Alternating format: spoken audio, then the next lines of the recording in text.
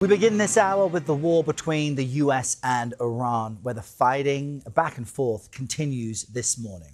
Overnight, U.S. forces conducted a 12th straight night of strikes against Iran. For its part, Tehran says it attacked U.S. military facilities in Jordan and in Kuwait. Meanwhile, Iranian-backed Houthi rebels in Yemen claim to have attacked 2 Saudi oil tankers in the Red Sea. This is just days after the group said it would impose a naval blockade on Saudi Arabia. The move could add further strain to international shipping because of the deadlock in the Strait of Hormuz.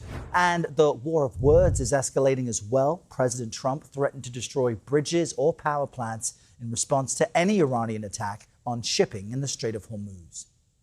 Let me tell you, they're getting hit so hard, and they want to make a deal. But I say they're not ready to make a deal. Iran's foreign minister said any attack on infrastructure will bring a swift response. He wrote this on social media, quote, "Our defense doctrine is clear, an eye for an eye." CBS News White House reporter Aaron Navarro kicks off our coverage from our D.C. bureau with more on this top story. Aaron, good morning. Is the administration now sliding back into an all-out war with Iran? And what reaction are you seeing to this? Yeah, good morning, Arrow. I mean, the administration is definitely signaling through their actions now. 12 days, as you mentioned, of strikes on Iran. The letter to Congress last week giving official notice of a new phase of military strikes, news of them adding military capacity.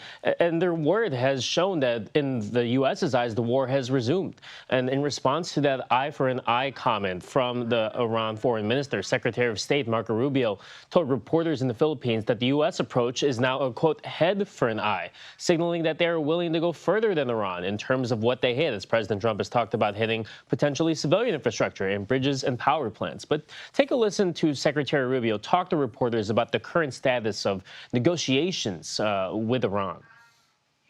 The problem with Iran is every time they make a deal, the people that are in charge there, they either break it or they want to change it.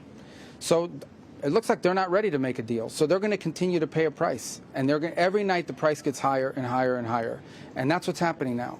And until maybe in a few days, they'll be ready to make a deal once they realize that this is not a winning proposition for them. Now, similar to what President Trump has said, Secretary Rubio has insisted that Iran is sending messages to the U.S. both through direct and indirect channels saying they want to make a deal. He said that during his trip in the Philippines, leaders in Asia came up to him saying that they've spoken to Iran and are relaying the message that they want to make a deal with the U.S. Now, there's plenty of distrust on both sides of this conflict, but the posture of the White House seems to be that they'll continue these strikes as long as the strait is closed and also as a way to avenge the U.S. personnel that were killed by Iranian strikes on Jordan. All right, Aaron Navarro kicking off our coverage from D.C. Aaron, thank you.